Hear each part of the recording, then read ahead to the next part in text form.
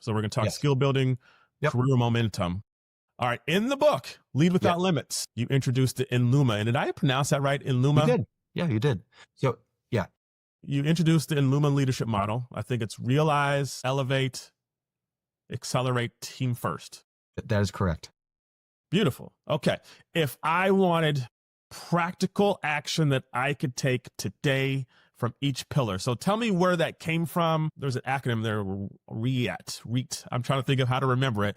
We actually intentionally did not do an acronym. So anyway, where do they come from? And maybe you can walk through, a line of what can I take from this now and start implementing into work. What would that look like? Absolutely. Enluma is a combination of enlighten and illuminate. Okay. So we want to enlighten people on inspirational leadership, but we want everything applied so everyone has a path that's illuminated. I love that. So what's funny is with Team First, so what we did was we surveyed over 420 people to understand, have you ever been part of a group that was people happily worked hard and you achieved incredible results, i.e. you were the beneficiary of inspirational leadership?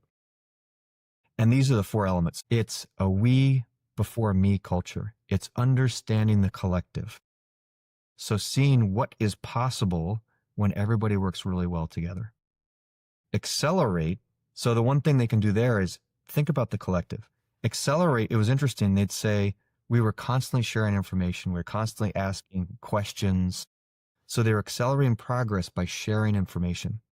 And one thing that listeners can do in an exercise in one of our workshops is 1 day a week for a week, share information with a peer or a colleague without them having to ask.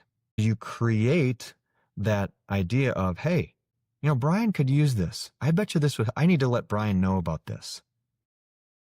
Because what I've seen when I've done that is then people start sharing information with you.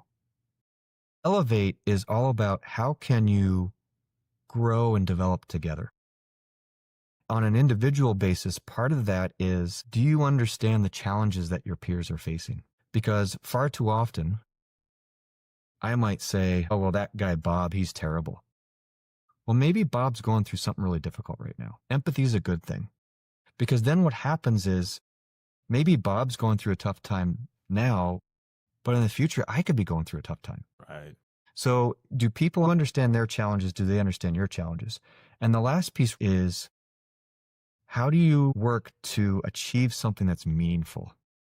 How do you make progress to help others?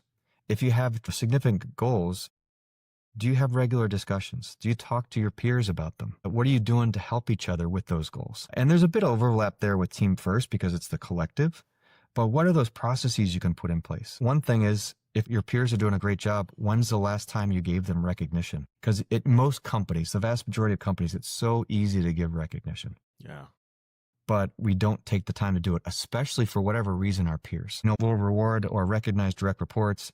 So those are the 4 elements. And then the one wrinkle to all this is we do differentiate between an individual contributor, a people leader, and an organizational leader. Okay. And we take those same 4 elements and we have themes for those 3 layers. And we say they're additive because if you're leading an organization, you still have direct reports, you still have peers. So you have to work on all 3 layers at the same time.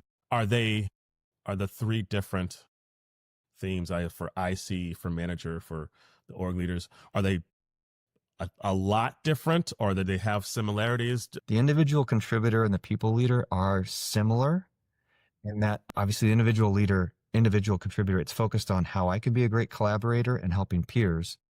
But then when you get to that people leader, it's about clear expectations for your direct reports, thinking what they can achieve together, but then also, are you supporting their growth and development? And then once you get to the organizational level, then it's really about strategy. It's where's the organization going?